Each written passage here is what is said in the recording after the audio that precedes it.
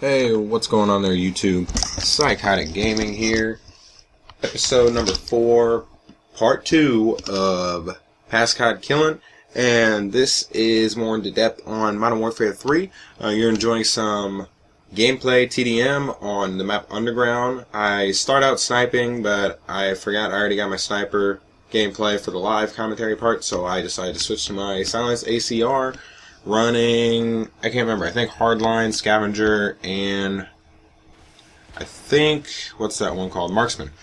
Running the care package, Predator missile, and airstrike with a Javelin, Semtex, and concussion grenades. I do end up getting an AC-130 out of a care package, but I only get like 2 or 3 kills because I think from my point of view, Modern Warfare 3 maps, a lot of them, most of them I think actually, are not air support friendly, like helicopters, like Cobra, Pavlo, H6, AH6 Overwatch, the Strafe Run, and then like the AC-130.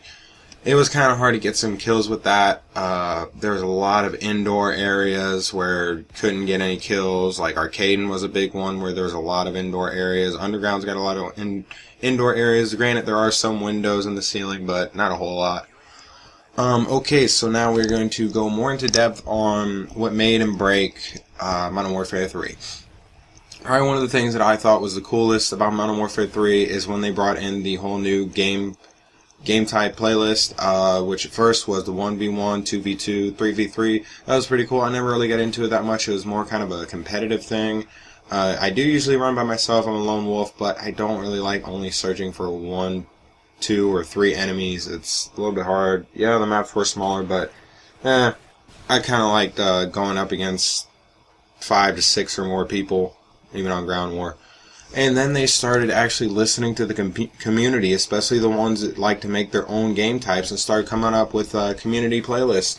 You had at first Infected and then Drop Zone, and I can't really remember some of the other ones, like I know there was Money in the Dank, MW3 Awesome or Mawsome or however it's said. I had One in the Chamber. Can't remember what else. But you know, they really listened to us that time. They brought out a lot of cool game types, and I'm wondering if they'll do that in COD Ghost. I know they have Infected in COD Ghost, but who knows if they'll bring out another community playlist. We haven't really heard anything about the 1v1 or the Face Off playlist yet. Who knows? That could be an additional DLC.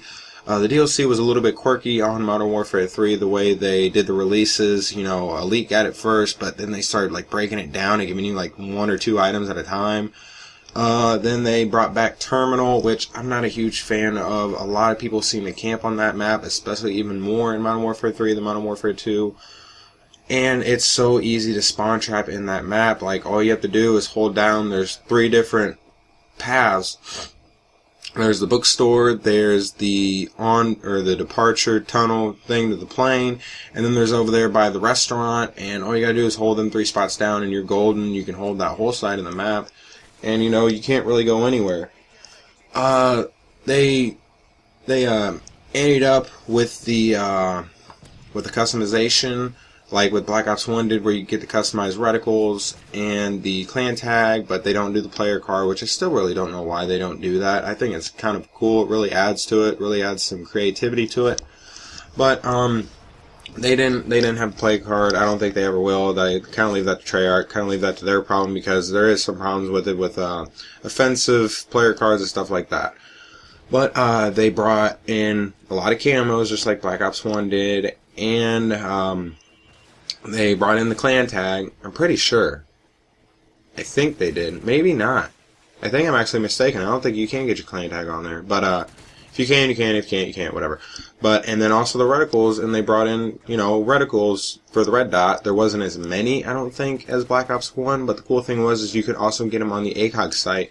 When in Black Ops 1, it was just the plain old black crosshair like you would see in a sniper rifle, just less zoom. But, you know, they brought in all those reticles. Some of them kind of got in the way, some of them kind of helped. I didn't really like the default one, that weird, like, T-bar looking one. Probably my favorite one was either the Omega or the Mill dot.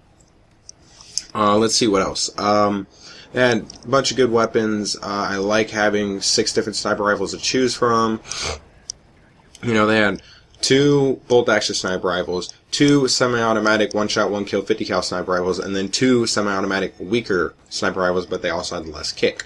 So that kind of added a whole new, kind of different skill type to it. It all depends on how you snipe, and you can use it. There was 4 valid quick-scoping sniper rifles in Modern Warfare 3, which is the AS-50, the Bear 50 cal, the L11-8A, and the MSR. My 2 favorites were, of course, the L11-8A and the MSR. I don't really like quick-scoping with semi-automatic sniper rifles. It just doesn't feel right with the timing and everything.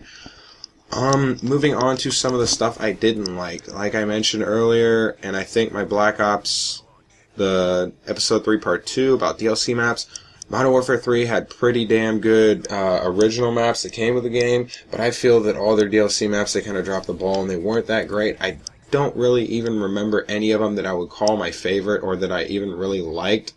I think it might have been called Foundry, but it was at like a foundry for like concrete or something like that. That one was halfway decent. Oasis was okay, but like Sanctuary, Black Box, all those were really, really slow games. Usually half the times the time would run out before the match was even over, especially on like Team Deathmatch or Kill Confirm. Domination maybe, but all the other ones, where you gotta get kills to win, it just drug out so long, and it was just sometimes unbearable. I hated those maps. Another thing, we really started seeing the use of light machine guns come into play a lot more than any other Call of Duty, and I think that's kind of what spawned Black Ops 2 to have their light machine guns so more powerful. But one thing I did like about Modern Warfare 3 is they had a lot more guns to choose from, and like specialty classes like 6 sniper rifles, I think 5 or 6 light machine guns, whereas Black Ops 2, 4 sniper rifles, 4 light machine guns. Same with the shotguns. It was pretty cool. I think I kind of feel like I really started seeing some really overpowered weapons like the MP7 and the Type 95. The M45 was pretty damn powerful. The L86 was pretty good. So yeah. That was the goods and the bads of what we all know is Modern Warfare 3, the 3rd installment of the Modern Warfare series. But that is all the time I have for today. Keep an eye out for Episode 5, where we close this chapter on Black Ops 2.